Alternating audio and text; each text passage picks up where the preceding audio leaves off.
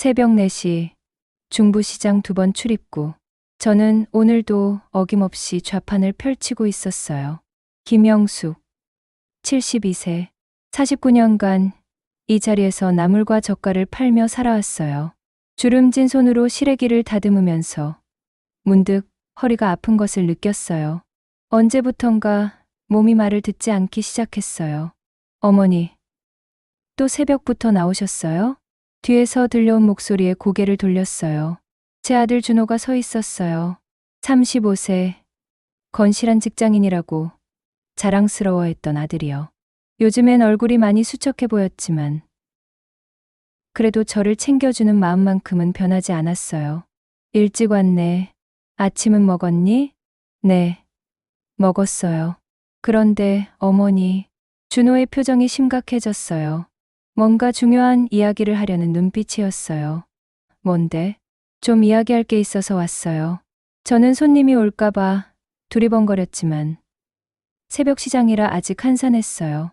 준호가 제 옆에 쪼그리고 앉았어요. 어머니, 평생 고생만 하셨잖아요. 갑작스러운 말에 가슴이 뭉클해졌어요. 준호가 어릴 때부터 저는 정말 힘들게 살았거든요.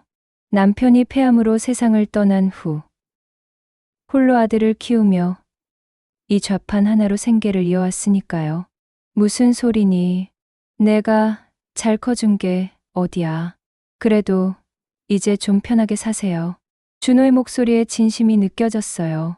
며느리 세진도 함께 와서 제 어깨를 감쌌어요. 24살에 준호와 결혼한 후 7년째. 아직은 어리지만 나름 의젓한 며느리였어요. 어머님, 저희가 알아본 곳이 있어요. 세진이 조심스럽게 말했어요. 어딘데? 요양원이요.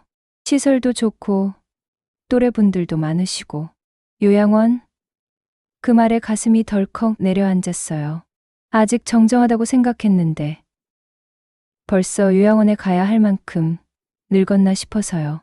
아직 건강한데 뭔 요양원이야. 어머니, 보세요. 준호가 핸드폰을 꺼내 사진들을 보여줬어요.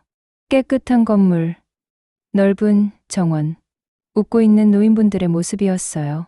여기 진짜 좋대요.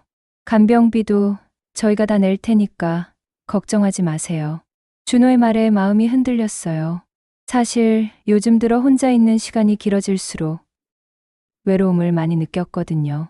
아들 부부는 맞벌이라 자주 못 보고 시장 일도 점점 힘들어지고 있었어요. 돈은 어떻게 마련했니? 요양원비가 만만치 않을 텐데. 어머니, 그건 걱정 마세요. 저희가 다 준비했어요. 세진이 미소를 지으며 말했어요. 하지만 그 미소가 왠지 어색해 보였어요. 평소보다 억지스러운 느낌이랄까요? 정말 괜찮은 거니? 네, 어머님, 믿으세요. 그날 저녁 집에서 혼자 생각해 봤어요. 49년간 붙잡고 살았던 시장 좌판을 정리한다는 게 쉬운 일은 아니었어요. 하지만 아들 말이 맞는 것 같았어요. 이제 나이도 많고 몸도 예전 같지 않은데 언제까지 이런 고생을 할 수는 없잖아요. 며칠 후 준호가 다시 찾아왔어요. 이번에는 정식 서류들을 들고 왔어요. 어머니, 결정하셨어요? 응. 그래도 좀 더 생각해 볼게. 사실 마음은 거의 정해졌지만 왠지 모르게 불안한 기분이 들었어요. 너무 갑작스러운 제안이었거든요. 어머니, 빨리 결정하셔야 해요. 자리가 별로 없대요. 준호의 재촉에 저는 고개를 끄덕였어요. 그럼 알아보자. 그 순간 준호와 세진의 얼굴에 안도의 표정이 스쳤어요. 하지만 그때는 그 의미를 몰랐어요. 일주일 후 저는 49년간의 좌판 생활을 정리했어요. 단골 손님들이 서운해하고 아쉬워했지만 이제는 편히 쉴 때가 됐다고 생각했어요. 영숙이 언니, 정말 요양원 들어가는 거야? 옆 좌판 순자 언니가 걱정스럽게 물었어요. 아들이 좋은데 알아봤대. 그래도 조심해. 요즘 세상에 누굴 믿어. 순자 언니의 말이 가슴에 남았지만 저는 아들을 믿기로 했어요. 평생 키운 자식인데 어미를 속일 리는 없잖아요. 그날 밤 짐을 정리하면서 남편의 유품을 들여다봤어요. 낡은 통장, 도장, 그리고 손때 묻은 일기장까지. 남편이 살아있다면 뭐라고 했을까요? 여보, 내가 잘하는 건지 모르겠어. 혼잣말을 하며 남편 사진을 쓰다듬었어요. 49년 전 시장에서 처음 장사를 시작할 때 남편이 해준 말이 떠올랐어요. 영수가, 힘들어도 포기하지 마. 우리 준호 잘 키우자. 그 약속을 지켰어요. 아들을 대학까지 보내고 결혼도 시키고 이제는 저도 쉴 자격이 있다고 생각했어요. 그런데 여러분, 혹시 이런 경험 있으세요? 너무 좋은 일이 갑자기 생기면 오히려 불안해지는 그런 기분. 저는 그때 알았어야 했어요. 세상에 공짜는 없다는 걸 말이에요. 요양원에 가기 전날 밤, 저는 잠을 이룰 수가 없었어요. 49년간 살던 집을 떠난다는 게 쉬운 일이 아니었거든요. 벽에 걸린 가족 사진들을 하나하나 뜯어보며 추억에 잠겼어요. 아침 일찍 준호가 찾아왔어요. 평소보다 30분이나 일찍 온 거였어요. 어머니, 준비 다 되셨어요? 응. 짐은 다 쌌는데. 제가 준비한 큰 가방 2개를 보더니 준호가 미묘한 표정을 지었어요. 어머니, 너무 많이 가져가시는 거 아니에요? 요양원에는 다 있을 텐데. 그래도 내가 쓰던 거라야 편하잖니. 그러게요. 뭔가 내키지 않는 듯한 목소리였어요. 하지만 저는 그냥 넘어갔어요. 세진도 함께 왔어요. 평소보다 화장을 진하게 한 모습이었어요. 그런데 이상하게 제 눈을 잘 마주치지 않았어요. 어머님, 차 타세요. 세진이 제 팔을 부축해줬어요. 하지만 그 손길이 평소와 달리 차갑고 경직되어 있었어요. 차에 타자마자 준호가 말했어요. 어머니, 요양원 가기 전에 한 군데 들를 데가 있어요. 어디? 금방이에요. 중요한 일이 있어서. 차는 도심을 벗어나 외곽으로 향했어요. 창밖으로는 점점 낯선 풍경이 지나갔어요. 높은 빌딩들이 사라지고 낡은 건물들이 나타나기 시작했어요. 준호야, 여긴 어디니? 아, 잠깐 볼 일이 있어서요. 대답이 성의가 없었어요. 평소 준호답지 않게 말이죠. 세진은 조수석에서 계속 핸드폰만 만지작거렸어요. 30분쯤 달렸을까요? 차창 밖으로 이상한 광경이 펼쳐지기 시작했어요. 곳곳에 재개발구역이라고 쓰인 현수막들이 걸려 있었고 반쯤 부서진 건물들이 보였어요. 여기가 어디야? 제가 묻자 준호가 백미러로 저를 힐끗 봤어요. 재개발하는 동네예요. 곧 새로 지을 거라서. 왜 이런 데까지 와야 하는 거니? 불안감이 점점 커졌어요. 포크레인 소리가 멀리서 들려왔고 먼지가 자욱하게 날렸어요. 어머니, 걱정하지 마세요. 금방 갈 거예요. 세진이 뒤돌아보며 말했어요. 하지만 그 표정에는 미안함 같은 게 스쳐갔어요. 차가 더 깊숙한 곳으로 들어갔어요. 주변은 완전히 폐허가 된 건물들 뿐이었어요. 지붕이 무너진 집, 철근이 드러난 상가, 그리고 쓰레기 더미들까지. 준호야, 정말 여기가 맞니? 네, 맞아요. 준호의 목소리가 떨렸어요. 뭔가 거짓말을 하고 있는 것 같았어요. 드디어 차가 멈췄어요. 정말 황량한 곳이었어요. 주변에는 사람이라고는 보이지 않고 철거 중인 건물들만 을씨년스럽게 서 있었어요. 여기서 뭘 하려고. 제가 말하기도 전에 세진이 먼저 차에서 내렸어요. 그리고 준호도 급하게 따라 내렸어요. 어머니, 잠깐만 기다리세요. 뭘 기다려? 금방 올게요. 두 사람이 차 밖에서 뭔가 속삭이는 소리가 들렸어요. 하지만 정확히는 들리지 않았어요. 몇 분 후, 세진이 차 문을 열고 차갑게 말했어요. 어머님, 잠깐 내리세요. 왜? 그냥, 잠깐만요.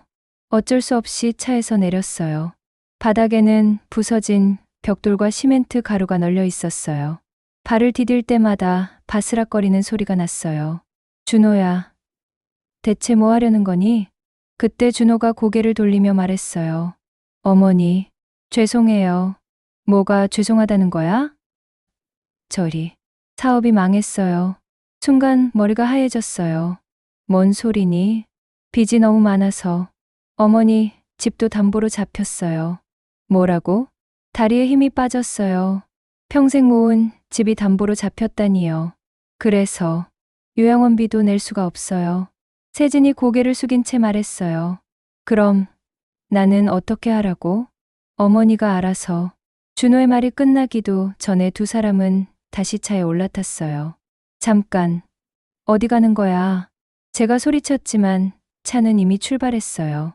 황급히 차를 잡으려고 뛰었지만 이미 늦었어요. 먼지만 풀풀 날리고 저는 그 황폐한 철거, 선장 한가운데 홀로 남겨졌어요. 준호야, 세진아. 아무리 소리쳐도 대답은 없었어요. 멀어져가는 차 소리만이 메아리쳤을 뿐이에요. 하지만 진짜 절망은 그때부터 시작이었어요. 여러분, 혹시 완전히 혼자가 되어 본 적 있으세요? 그것도 아무도 모르는 폐허 한가운데서 말이에요. 차 소리가 완전히 사라지고 나서야 현실이 실감났어요. 저는 정말로 이 황량한 철거 현장에 홀로 남겨진 거였어요. 주변을 둘러봤어요. 어디를 봐도 사람은 보이지 않았어요. 반쯤 무너진 건물들, 곳곳에 쌓인 잔해들, 그리고 철근이 삐죽삐죽 나온 콘크리트 덩어리들 뿐이었어요. 이게 뭔 일이야. 혼잣말을 하며 터벅터벅 걷기 시작했어요. 발밑에서는 부서진 유리 조각들이 바스락거렸어요. 한 발 한 발 내디딜 때마다 불안감이 더 커졌어요. 멀리서 포크레인 소리가 들렸어요. 그래도 사람이 있다는 뜻이니까 그쪽으로 가보기로 했어요. 하지만 가면 갈수록 길이 더 험해졌어요. 아이고, 이게 뭔 길이야. 무너진 벽돌을 피해 조심스럽게 걸었어요. 72세의 몸으로는 너무 힘든 길이었어요. 숨이 차기 시작했고 다리도 후들거렸어요. 30분쯤 걸었을까요? 드디어 포크레인이 일하는 현장을 발견했어요. 한 아저씨가 헬멧을 쓰고 작업을 지시하고 있었어요. 저기요. 제가 소리쳤어요. 아저씨가 돌아봤어요. 할머니, 여기서 뭐 하세요? 실례합니다. 혹시 여기서 나갈 수 있는 길 좀 알려주실 수 있나요? 아저씨가 의아한 표정으로 저를 바라봤어요. 할머니 혼자서 어떻게 여기까지 오셨어요? 여긴 일반인 출입금지 구역인데 아들이 차로 데려다 놨는데 갑자기 가버렸어요. 네? 이상하네요. 여기 올 일이 없을 텐데. 아저씨도 당황스러워했어요. 그럴 만도 했어요. 이런 위험한 곳에 72세 할머니가 혼자 있다는 게 말이 안 되니까요. 일단 위험하니까 저쪽 컨테이너로 가세요. 거기서 쉬시고. 아저씨가 가리킨 곳에는 작업용 컨테이너가 있었어요. 그나마 바람을 피할 수 있는 곳이었어요. 컨테이너 안은 생각보다 따뜻했어요. 작업복들이 걸려 있고 간단한 의자도 있었어요. 저는 그 의자에 주저앉았어요. 준호야, 왜 이런 짓을. 눈물이 나려고 했지만 참았어요. 울어봤자 달라질 건 없으니까요. 잠시 후 그 아저씨가 물 한 병을 가져왔어요. 할머니, 이거라도 드세요. 고맙습니다. 물을 마시니 목이 좀 나아졌어요. 하지만 마음은 여전히 복잡했어요. 할머니, 아들분이 정말 할머니를 여기 두고 간 거예요? 네, 요양원에 간다고 했는데 이상하네요. 여기는 요양원하고는 정반대 방향인데. 그 말을 듣고 소름이 돋았어요. 처음부터 거짓말이었다는 뜻이었어요. 혹시 연락처 알려주시면 제가 전화 한번 해볼까요? 저는 준호의 번호를 알려줬어요. 아저씨가 전화를 걸었어요. 여보세요? 아드님이세요? 어머니가 여기 계시는데. 네? 모른다고요? 아저씨의 표정이 어두워졌어요. 아니, 아드님, 할머니가 철거 현장에 혼자 계신다고요. 네? 끊으셨네. 전화가 끊어졌어요. 준호가 전화를 끊어버린 거였어요. 할머니, 아드님이 모른다고 하시네요. 그 순간 모든 게 명확해졌어요. 준호는 처음부터 저를 버릴 작정이었던 거예요. 그럼 저는 어떻게 해요? 일단 오늘은 여기서 주무세요. 내일 아침에 시내로 나갈 수 있게 도와드릴게요. 아저씨의 배려였지만 마음은 더 무거워졌어요. 평생 키운 아들에게 버림받고 이제는 남의 도움을 받아야 하는 신세가 되었어요. 해가 져서 어둠이 내렸어요. 컨테이너 밖에서는 바람 소리와 함께 이상한 소리들이 들렸어요. 떠도는 개 울음소리, 무너지는 건물 소리, 그리고 알 수 없는 기계 소리까지. 무섭다. 혼잣말을 하며 작업복을 몸에 덮었어요. 차가운 바닥에 누워있으니 온몸이 시렸어요. 그런데 갑자기 밖에서 큰 소리가 났어요. 쿵. 뭔가 무너지는 소리였어요. 그 소리에 깜짝 놀라 일어났어요. 밖을 내다보니 바로 옆 건물의 벽 일부가 무너져 있었어요. 벽돌과 시멘트 덩어리들이 컨테이너 바로 앞까지 굴러와 있었어요. 아이고, 위험해. 만약 제가 밖에 있었다면 큰일 날 뻔했어요. 이곳은 정말 위험한 곳이었어요. 그날 밤 저는 한잠도 잘 수 없었어요. 온갖 소음과 불안감 때문에 계속 뒤척였어요. 새벽이 되어서야 겨우 잠이 들었는데 금세 아저씨가 깨웠어요. 할머니, 일어나세요. 위험해요. 왜요? 오늘 이 구역 철거 예정이에요. 빨리 나가셔야 해요. 그런데 여러분, 인생에서 가장 절망적인 순간이 언제인지 아세요? 바로 모든 희망이 사라졌다고 생각하는 그 순간이에요. 하지만 저는 몰랐어요. 진짜 지옥은 그때부터 시작이라는 걸 말이에요. 아저씨가 저를 급하게 깨운 이유를 알 수 있었어요. 밖에서 들려오는 포크레인 소리가 점점 가까워지고 있었거든요. 할머니, 정말 빨리 나가셔야 해요. 8시부터 이 구역 전체를 철거한다고 했어요. 시계를 보니 7시 30분이었어요. 30분밖에 시간이 없었어요. 어디로 가면 되나요? 일단 큰 길로 나가세요. 거기서 버스를 타시면 그때 밖에서 큰 소리가 났어요. 여기 사람 있어요. 다른 작업자의 목소리였어요. 그 작업자가 컨테이너로 뛰어왔어요. 형님, 큰일 났어요. 관리사무소에서 지금 당장 이 구역 전체를 비우라고 해요. 왜? 구청에서 갑자기 철거 일정을 앞당겼다고 하네요. 아저씨의 얼굴이 심각해졌어요. 할머니, 정말 지금 당장 나가셔야 해요. 저는 급하게 컨테이너 밖으로 나왔어요. 그런데 어디서 나가야 할지 방향을 모르겠더라고요. 저기 보이는 길로 쭉 가시면 돼요. 아저씨가 가리킨 방향으로 걸어가기 시작했어요. 하지만 72세의 다리로는 빨리 걸을 수가 없었어요. 아이고, 무릎이. 중간중간 쉬면서 걸었어요. 그런데 뒤에서 포크레인 소리가 점점 가까워졌어요. 할머니, 위험해요. 뒤에서 누군가 소리쳤어요. 돌아보니 거대한 포크레인이 제가 방금 지나온 컨테이너를 부수고 있었어요. 아이고, 다리에 힘이 더 들어갔어요. 정말 간발의 차이였어요. 30분쯤 더 걸어서 겨우 큰 길에 나왔어요. 하지만 이곳도 낯선 곳이었어요. 어디가 어딘지 전혀 모르겠더라고요. 버스 정류장을 찾았지만 노선도를 봐도 이해할 수 없었어요. 글씨는 너무 작고 복잡하고. 아저씨, 중부시장 가는 버스 어디서 타요? 지나가는 사람에게 물었어요. 중부시장? 여기서는 한 번에 못 가요. 지하철로 갈아타야 해요. 지하철? 저는 지하철을 잘 모르거든요. 시장에서만 살다 보니 복잡한 대중교통은 어려웠어요. 하는 수 없이 첫 번째 온 버스에 올랐어요. 어디로 가는지도 모른 채로요. 버스 안에서 창밖을 보니 점점 더 낯선 동네로 가고 있었어요. 고층 빌딩들이 사라지고 또 다른 재개발 지역이 나타났어요. 기사님, 중부시장 가려면 어디서 내려야 해요? 할머니, 잘못하셨어요. 이 버스는 반대 방향이에요. 가슴이 철렁했어요. 길을 더 잃은 거였어요. 1시간 넘게 버스를 타고 있다가 아무 정류장에서나 내렸어요. 완전히 모르는 동네였어요. 주변에는 공장들과 컨테이너들만 있었어요. 여기가 어디지? 점점 불안해졌어요. 핸드폰도 없고, 돈도 얼마 없고, 이대로 집에 못 돌아가는 건 아닐까 싶어서요.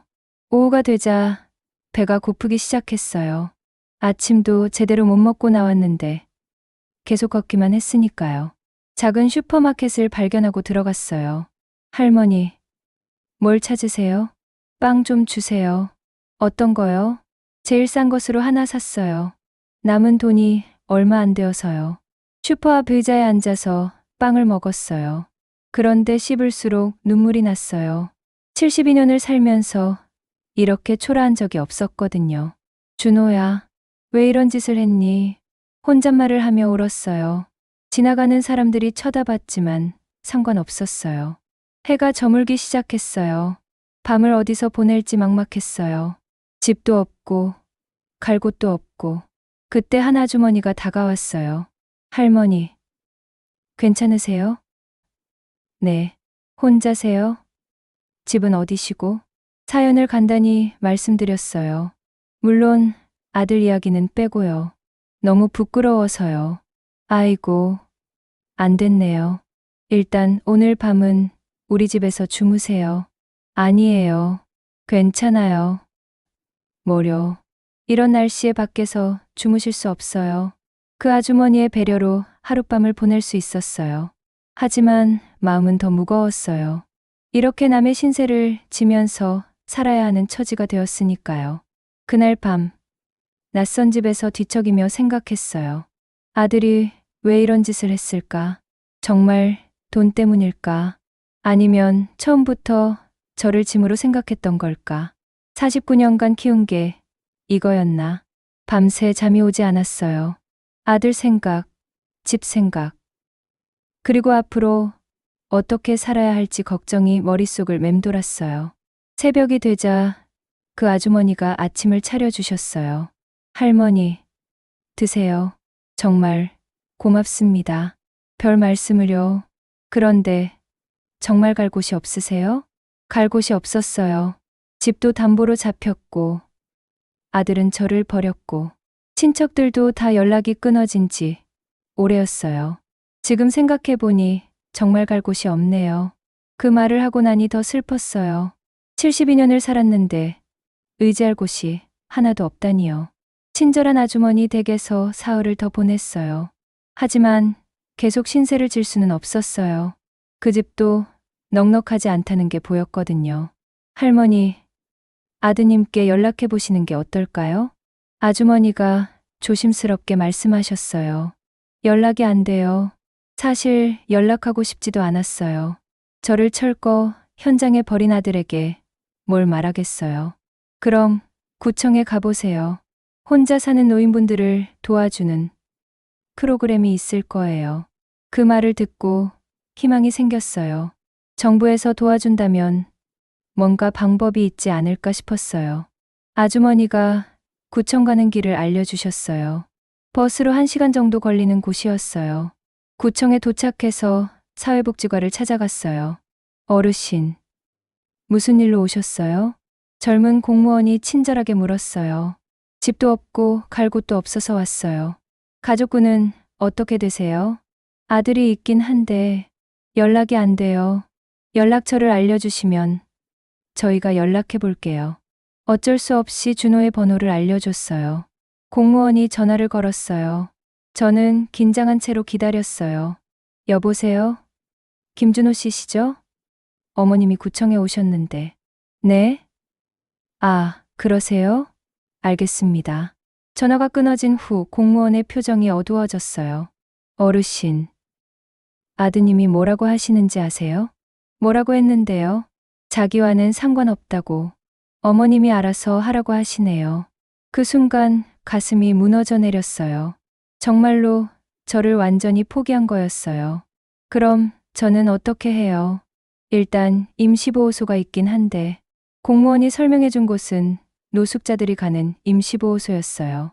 하루 이틀 머물 수는 있지만 계속 있을 수는 없다고 했어요. 다른 방법은 없나요? 요양원 입소 신청을 하실 수도 있는데 대기자가 많아서 몇 년은 기다리셔야 할 것 같아요. 몇 년? 그동안 어떻게 살라는 건가요? 그럼 당장은 어떻게 해야 해요? 죄송해요. 가족이 책임져야 하는 부분이라. 결국 구청에서도 뚜렷한 해결책은 없었어요. 그저 임시보호소 주소만 받고 나왔어요. 임시보호소에 가는 길에 준호에게 전화를 걸어봤어요. 공중전화에서요. 준호야, 엄마야. 왜 이런 짓을 하니? 내가 너를 어떻게 키웠는데. 어머니, 저희도 살기 어려워요. 그래도 어미를 이렇게 버릴 수는 없잖니. 어머니가 알아서 하세요. 저희는 더 이상 도울 수 없어요. 준호야. 뚜뚜뚜. 전화가 끊어졌어요. 그 순간 정말로 혼자가 되었다는 걸 실감했어요. 세상에서 가장 믿었던 사람이 저를 완전히 포기한 거였어요. 임시보호소에 도착했어요. 낡은 건물이었고 냄새도 좋지 않았어요. 하지만 갈 곳이 없으니 어쩔 수 없었어요. 할머니, 처음 오세요? 옆 침대에 할머니가 말을 걸었어요. 네, 저도 아들 때문에 여기 왔어요. 며느리가 집에서 나가라고 해서 비슷한 처지의 사람을 만나니 조금 위로가 됐어요. 하지만 동시에 더 슬펐어요. 이런 할머니들이 이렇게 많다니요. 밤이 되자 더 많은 사람들이 들어왔어요. 노숙자들, 가출한 청소년들, 그리고 저처럼 가족에게 버림받은 노인들. 여기서 계속 있을 수는 없어요. 관리인이 말했어요. 일주일까지만 있을 수 있어요. 그 후엔 다른 곳을 찾으셔야 해요. 일주일. 그 후엔 또 어디로 가야 하는 거죠. 그날 밤잠이 오지 않았어요. 주변에서 들리는 기침 소리, 코 고는 소리, 그리고 누군가 우는 소리까지. 내가 왜 이런 곳에서. 눈물이 나려고 했지만 참았어요. 여기서 울면 더 초라해질 것 같았거든요. 새벽에 일어나서 밖으로 나왔어요. 차가운 공기가 얼굴을 스쳤어요. 49년간 장사해서 번 돈이 다 어디 갔나. 생각해보니 정말 억울했어요. 평생 모은 돈도, 집도, 모든 걸 아들에게 다 주었는데 이런 결과가 되다니요. 그때 핸드폰이 울렸어요. 임시보호소에서 빌린 핸드폰이었어요. 준호에게서 온 문자였어요. 어머니, 죄송해요. 하지만 어쩔 수 없어요. 저희도 파산 직전이에요. 제발 이해해 주세요. 이해해 달라고. 자식이 어미를 버린 걸 이해하라고? 그 순간 분노가 치밀었어요. 72년 인생에서 이렇게 화가 난 적은 없었어요. 좋아. 내가 그렇게 나온다면. 결심이 섰어요. 이대로 당하고만 있을 수는 없었어요. 어떻게든 살아남아서 준호에게 보여주겠다고 다짐했어요. 그런데 여러분, 인생이 참 아이러니한 게 뭔지 아세요? 가장 절망적인 순간에 가장 소중한 발견을 하게 된다는 거예요. 저는 바로 그날 남편이 숨겨둔 마지막 선물을 발견했어요. 임시보호소에서 사흘을 더 보낸 후 저는 한 가지 결심을 했어요. 옛날 집에 다시 한번 가보는 거였어요. 혹시 남편의 유품 중에서 쓸만한 게 있을지도 모르니까요. 아직 완전히 철거되지 않았기를 바라며 버스를 탔어요. 1시간 반을 달려서 예전 동네에 도착했어요. 아이고, 집이 있던 자리는 이미 빈터가 되어 있었어요. 49년간 살던 집이 흔적도 없이 사라진 거였어요. 하지만 포기할 수 없었어요. 혹시 짐들이 어딘가에 보관되어 있을 수도 있으니까요. 근처 부동산에 가서 물어봤어요. 아저씨, 거기 살던 김영숙이라는 사람인데 집 짐들이 어떻게 됐나요? 아, 그 집이요? 아드님이 와서 일부는 가져가고 나머지는 폐기 처분했어요. 네? 아들이 왔다고요? 네. 일주일 전쯤에 왔더라고요. 준호가 왔다고요? 그럼 제가 철거 현장에서 헤매고 있을 때 벌써 와서 짐을 정리한 거였어요. 혹시 뭘 가져갔는지 아세요? 글쎄요. 큰 가방 두세 개 정도? 그 말을 듣고 가슴이 답답했어요. 제 평생 살림살이가 가방 두세 개로 정리된 거였어요. 혹시 버린 짐은 어디 갔나요? 쓰레기 처리장으로 갔을 텐데. 아, 잠깐만요. 부동산 아저씨가 뭔가 생각나는 듯 했어요. 그런데 아드님이 이상한 말을 하더라고요. 뭐라고요? 어머니가 숨겨둔 돈이 있을 텐데 그걸 못 찾겠다고. 숨겨둔 돈? 저는 그런 걸 숨겨둔 적이 없는데요. 그래서 집을 다 뒤졌나 봐요. 벽지도 뜯고 마루바닥도 들춰보고. 그 순간 뭔가 떠올랐어요. 남편이 돌아가시기 전에 한 말씀이요. 영수가, 내가 만약 먼저 가면 우리 방 장롱 뒤를 꼭 봐라. 그때는 무슨 뜻인지 몰랐는데 지금 생각해보니 아저씨, 그 집 장롱은 어떻게 됐나요? 장롱요? 아, 그건 너무 낡아서 그냥 버렸어요. 폐기물 처리장으로. 폐기물 처리장. 혹시 남편이 숨겨둔 게 있다면 그 장롱과 함께 버려졌을 거예요. 급하게 폐기물 처리장으로 향했어요. 택시비가 아까웠지만 어쩔 수 없었어요. 폐기물 처리장에 도착해서 관리인에게 사정을 말씀드렸어요. 할머니, 벌써 일주일 전 거라 찾기 어려울 텐데 제발 좀 도와주세요. 정말 중요한 거예요. 관리인이 동정해서 함께 찾아봤어요. 수많은 가구들이 쌓여 있었어요. 저기 있는 것 같은데요. 드디어 우리 집 장롱을 찾았어요.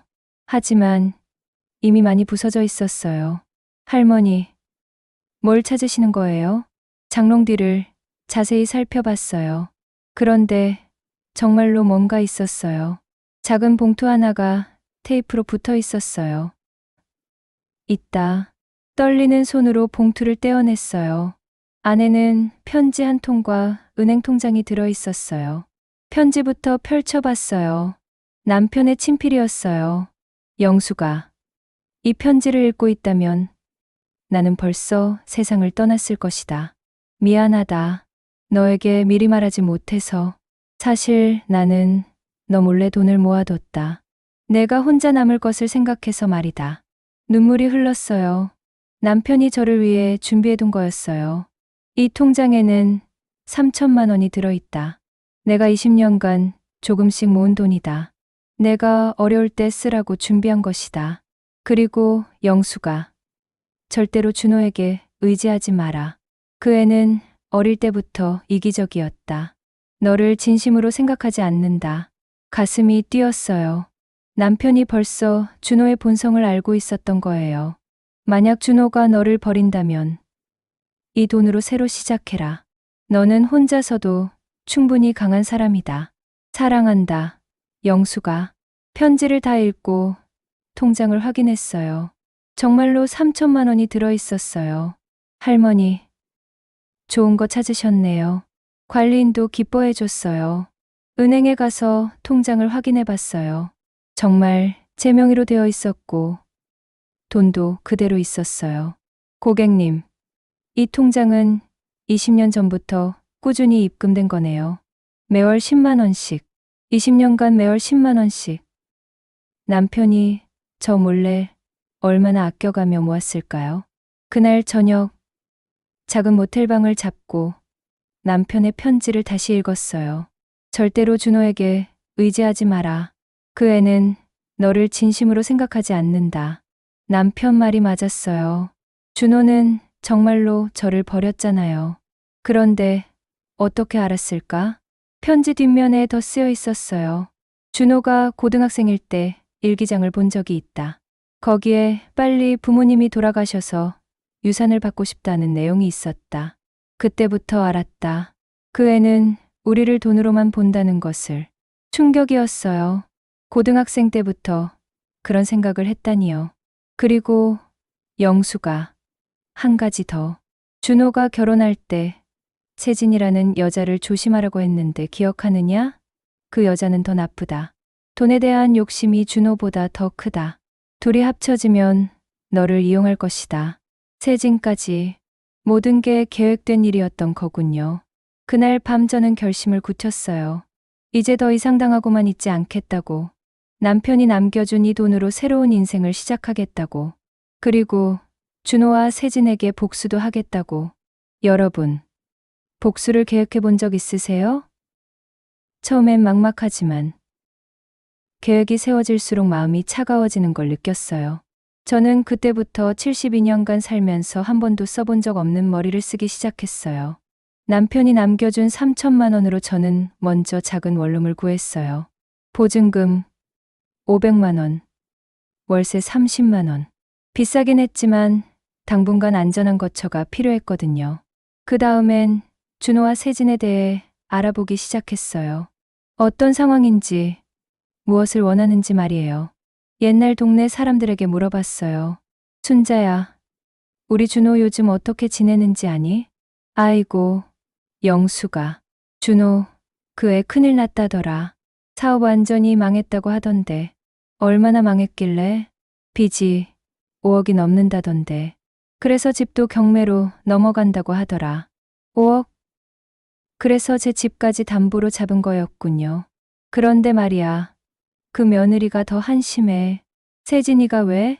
요즘 다른 남자랑 만나고 다닌다더라. 돈 많은 남자로다가 세진이 바람을 피운다고요? 그것도 돈 때문에? 더 자세히 알아보니 상황이 보였어요. 준호는 빚 때문에 파산 직전이고 세진은 이미 다른 남자를 만나며 이혼을 준비하고 있었어요. 그럼 저를 버린 이유도 결국 둘 다 각자 살 길만 찾는 거였어요. 저는 그저 짐이었던 거죠. 며칠 후 저는 변호사 사무실을 찾아갔어요. 변호사님, 아들이 제 집을 무단으로 담보로 잡을 수 있나요? 어르신, 등본상 소유자가 누구시죠? 저 이름이에요. 그럼 불법입니다. 소유자 동의 없이는 담보 설정이 불가능해요. 그럼 어떻게 해야 하죠? 사기 고발하시면 됩니다. 증거만 있으면. 증거? 생각해보니 있었어요. 준호가 요양원 간다고 속였을 때의 서류들. 그리고 제가 서명한 적 없는 담보 서류들까지. 변호사님, 그럼 집을 다시 찾을 수 있나요? 물론입니다. 그리고 사기죄로 처벌받을 수도 있고요.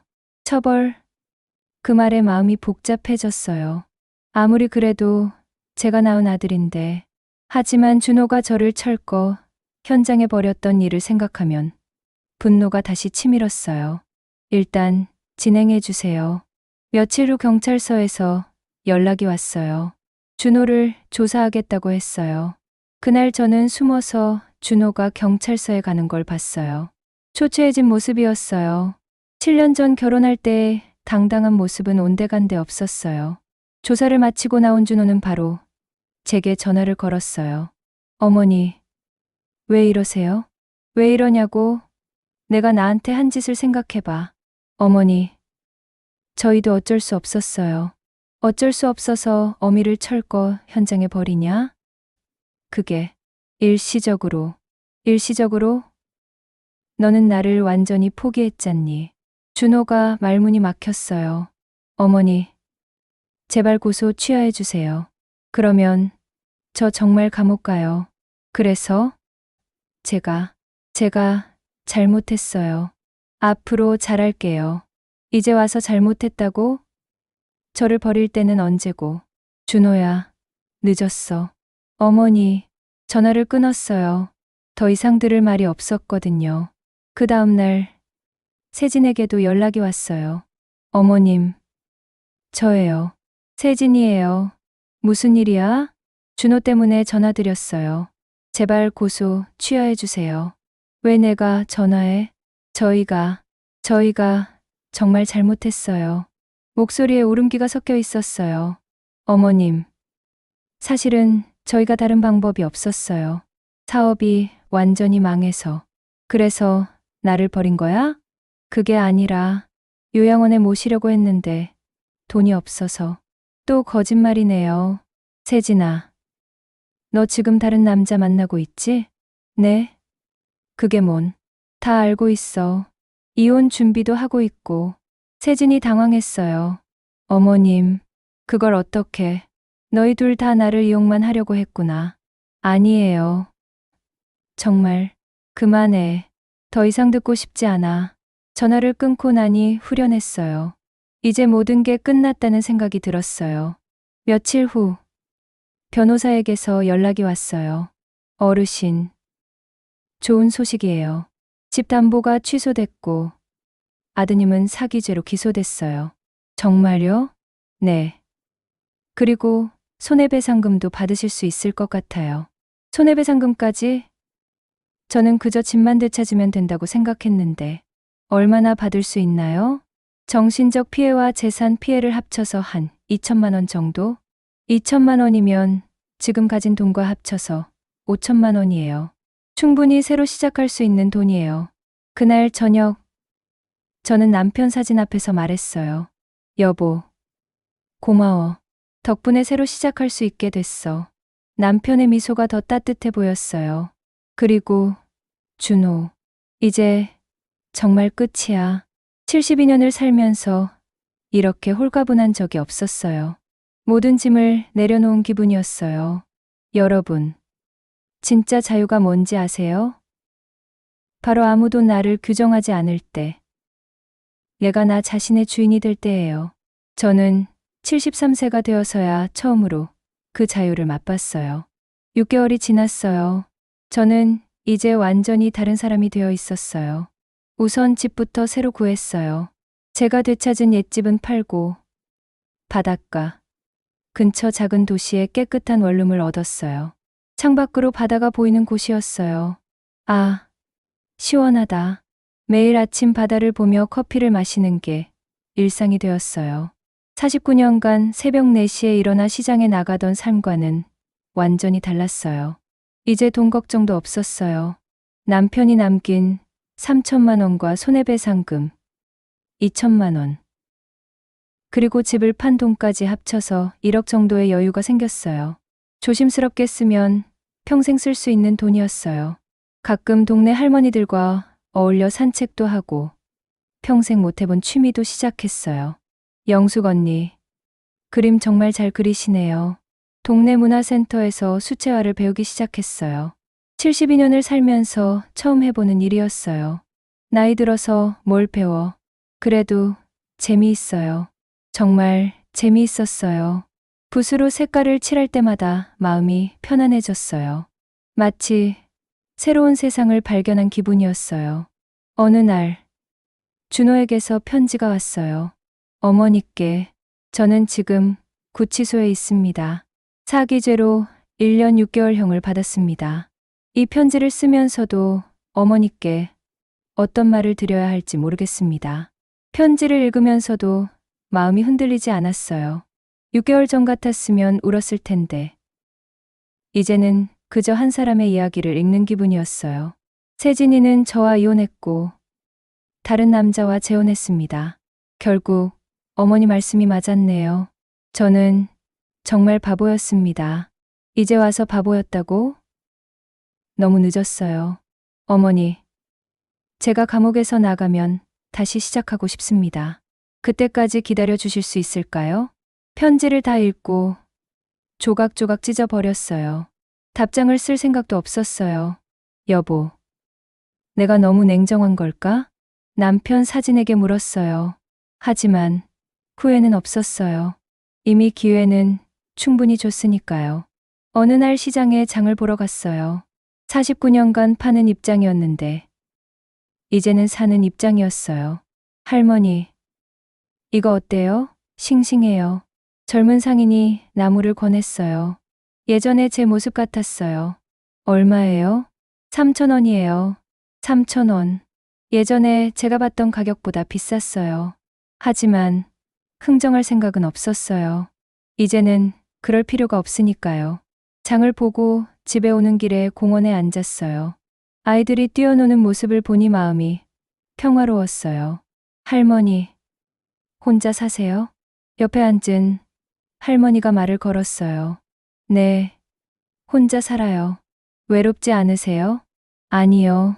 오히려 편해요. 정말 그랬어요.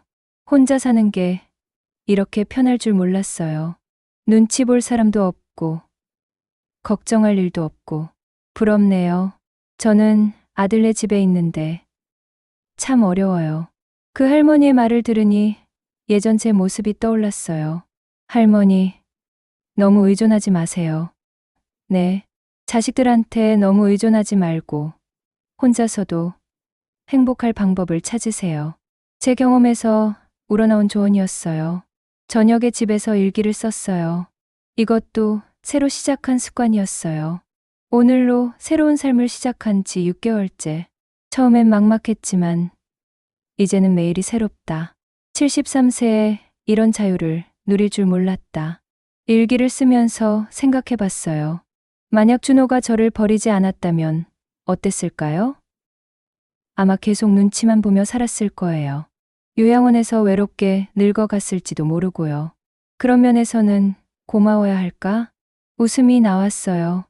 배신당한 걸 고맙다고 생각하다니. 다음 날 아침, 바다를 보며 커피를 마시고 있는데 문득 깨달았어요. 나는 이제 정말 자유구나. 72년간 누군가를 위해서만 살았어요. 남편을 위해, 아들을 위해, 제 자신을 위해 산 적은 단 한 번도 없었어요. 하지만 이제는 달라요. 아무도 저를 규정하지 않아요. 저는 그저 저 자신일 뿐이에요. 오후에는 동네 복지관에 자원봉사를 하러 갔어요. 혼자 사는 할머니들께 반찬을 나눠드리는 일이었어요. 영숙 언니, 오늘도 오셨네요. 네. 할 일이 없어서요. 사실 할 일이 없어서가 아니라 누군가를 도우면서 보람을 느꼈거든요. 하지만 가족을 위해서가 아닌 순전히 제 의지로 하는 일이었어요. 언니는 참 밝으세요. 뭔 좋은 일이 있나요? 그냥 자유로워서요. 그날 저녁 바다를 바라보며 생각했어요. 사람들은 늙으면 자식들에게 의존해야 한다고 생각해요. 하지만 꼭 그런 건 아니에요. 혼자서도 충분히 행복할 수 있어요. 물론 외로운 순간도 있어요. 가끔 준호가 어릴 때 모습이 떠오를 때도 있고요. 하지만 그런 감정도 이제는 받아들일 수 있어요. 여보, 고마워. 덕분에 진짜 나다운 삶을 살 수 있게 됐어. 남편 사진을 보며 말했어요. 남편의 마지막 선물이 저를 진정으로 자유롭게 해준 거예요. 여러분, 혹시 이 이야기가 감동적이셨나요? 저는 이 모든 경험을 통해 깨달았어요. 인생에서 가장 중요한 건 남을 위해서만 사는 게 아니라 내 자신을 위해 사는 거였어요. 73세에 찾은 진정한 자유. 늦었다고 생각할 수도 있지만 저는 지금이 인생에서 가장 행복한 시기예요. 여러분도 기억하세요. 나이가 몇 살이든 언제든 새로운 시작은 가능해요. 그리고 그 시작은 바로 나로부터 출발한다는 걸 말이에요. 만약 이 영상이 여러분께 조금이라도 도움이 되셨다면 좋아요와 구독 버튼을 눌러주세요. 그리고 댓글로 여러분만의 자유 이야기도 들려주세요. 감사합니다. 우리는 다음 이야기로 만나요.